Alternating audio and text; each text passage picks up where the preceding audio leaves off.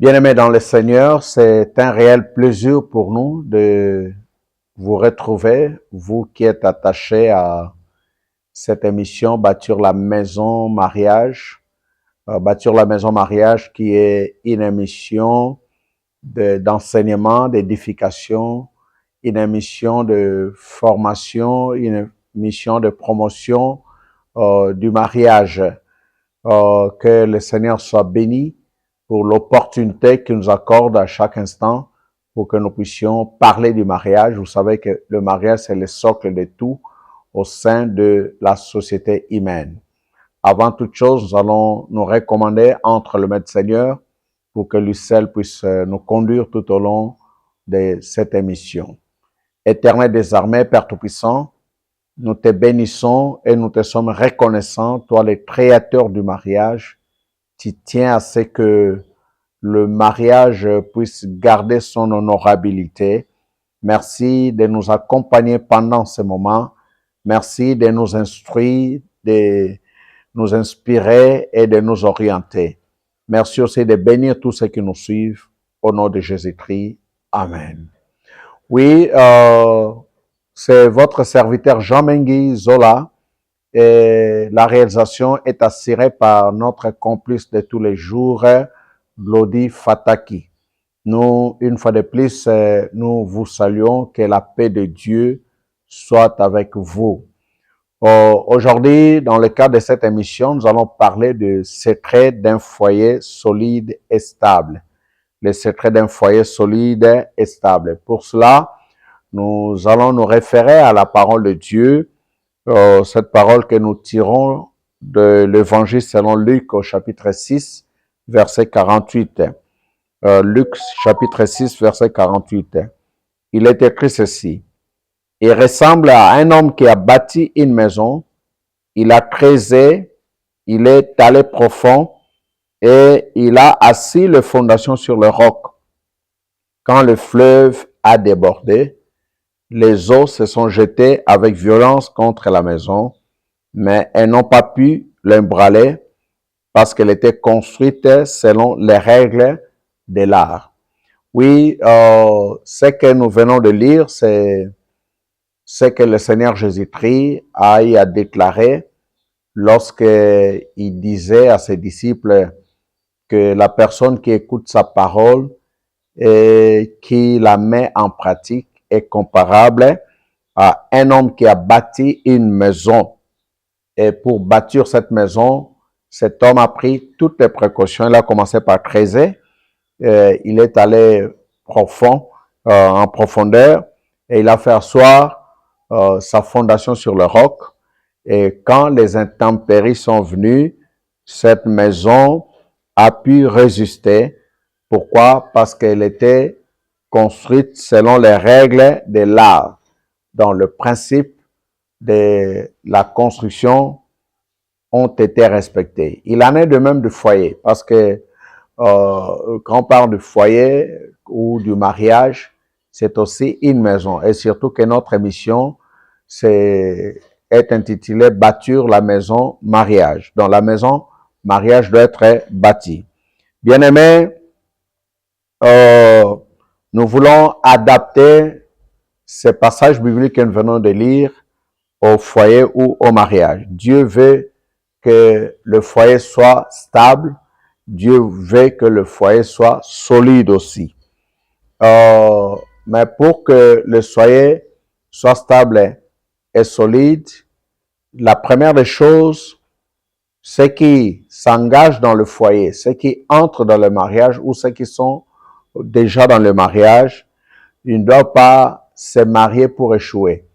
Parce que il faut déjà, sur le plan mental, sur le plan de motivation, ils doivent savoir que nous nous engageons dans le mariage pour ne pas échouer, mais pour réussir. Pour réussir. Parce que la personne ici, quand il a commencé à construire sa maison, elle savait que la maison qu'elle construit, ce n'est pas pour que ça puisse s'écrouler. Donc, c'est comme ça qu'elle a pris toutes les précautions possibles. Donc, on ne se marie pas pour échouer dans la vie conjugale, mais pour réussir, parce que Dieu veut que le mariage soit honoré de tous. Or, lorsque on parvient à faire de son foyer un foyer honorable, c'est qu'au préalable, on s'est dit, dans ces mariages, je ne vais pas échouer, il faut que je puisse réussir. Et Dieu veut que nous puissions réussir nos vies conjugales. Dieu veut que nous puissions réussir nos foyers. Donc, cette motivation-là doit nous caractériser. La deuxième chose qu'il est très important de savoir est que le foyer, c'est une maison, au sens propre tout comme au sens figuré. D'ailleurs, comme l'avons dit dans une des émissions, l'un des mots traduits par foyer ou par famille, c'est le mot hébreu baït, qui peut signifier maison et en même temps, ça peut signifier aussi mariage ou foyer. Donc, c'est pour dire que le foyer, c'est une maison et le foyer étant une maison, il ne doit pas être construit pour que cela soit détruit d'une manière ou d'une autre. Non. Il faut que ceux qui s'engagent dans le foyer, les constructeurs du foyer, à savoir l'homme et la femme, puissent construire leur foyer de telle sorte que cela puisse être solide et stable. Et pour le faire, il doit savoir que la construction du foyer, c'est une action qui est permanente. Donc, chaque jour, ils sont appelés à construire leur foyer, à rechercher la stabilité et la solidité du foyer. C'est pourquoi ils doivent se donner à fond dans cette entreprise. Pourquoi? Parce qu'ils sont les premiers acteurs dans ce travail-là. La première responsabilité leur incombe. C'est vrai que Dieu les accompagne, mais ils sont les acteurs. C'est comme un entraîneur qui prépare son équipe et qui donne des consignes, mais sur le terrain, ce n'est pas l'entraîneur qui va jouer. Donc, les joueurs doivent respecter les consignes qu'ils ont reçues de l'entraîneur pour qu'ils puissent gagner le match, vaincre l'équipe adverse. Donc, Dieu donne des orientations.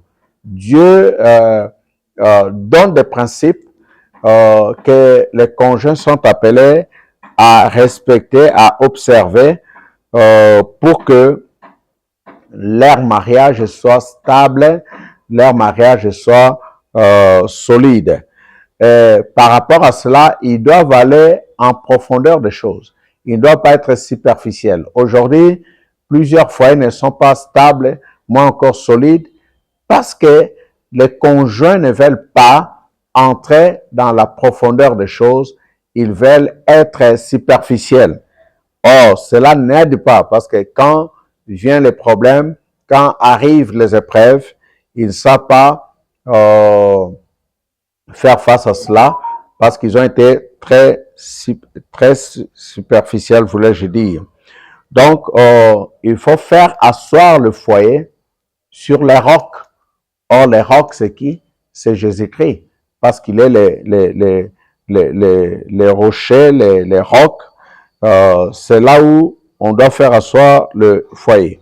Et c'est pourquoi les conjoints, c'est-à-dire l'homme et la femme, ne doivent rien négliger en ce qui concerne la stabilité, la solidité de leur foyer.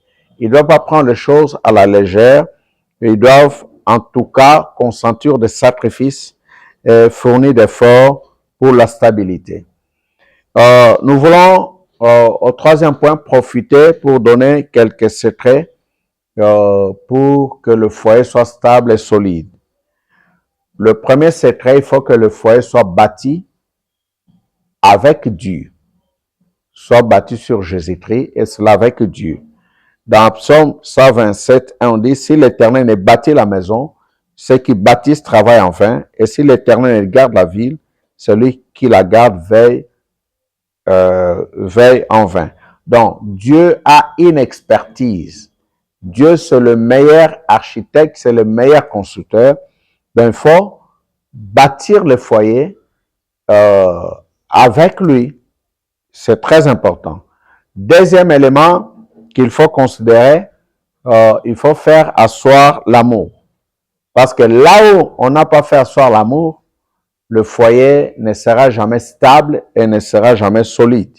Vous savez que la Bible dit, tout passera, mais l'amour ne passera pas.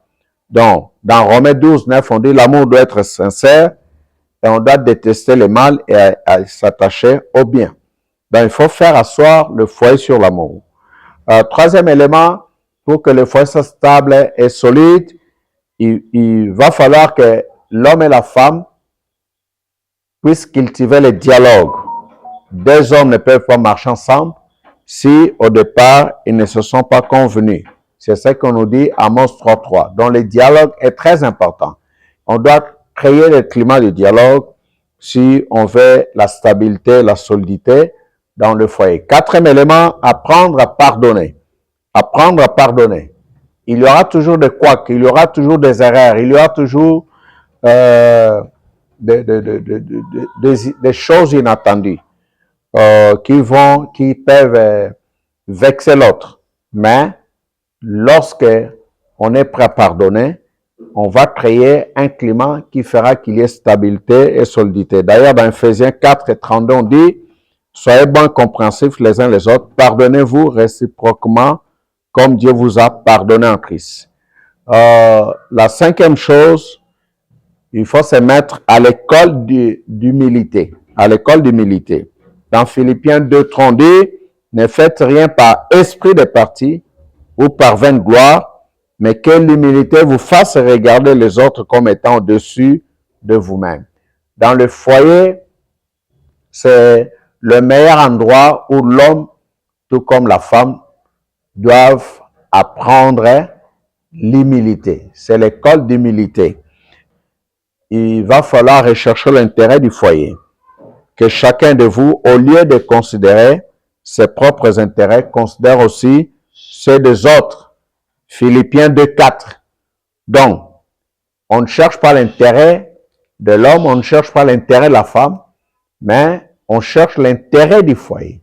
Et lorsque les deux comprennent que nous devons rechercher à tout prix l'intérêt de notre foyer, c'est à ce moment-là qu'ils vont faire asseoir leur foyer dans une voie de stabilité et dans une voie de solidité. Bien aimé, un foyer solide et stable se construit au fil du temps. Pour y parvenir, il va falloir poser des bases, des bonnes bases, pour que ce qu'on va mettre dessus puisse supporter, soit supporté par les bases solides qu'on a posées. Donc, au fil du temps, il faut corriger ce qu'il faut corriger et apporter l'amélioration, l'innovation. Et surtout, si nous nous mettons à l'écoute de la parole de Dieu, ça sera pour nous facile d'avoir des foyers solides et stables. Oui, notre prière est que votre foyer, frère, votre foyer, sœur, soit un foyer solide et stable. Et Dieu est prêt pour vous accompagner au travers de son esprit. Voici ce que nous avons voulu partager avec vous. Que Dieu vous bénisse et vous fasse du bien. Nous allons nous retrouver à la prochaine édition.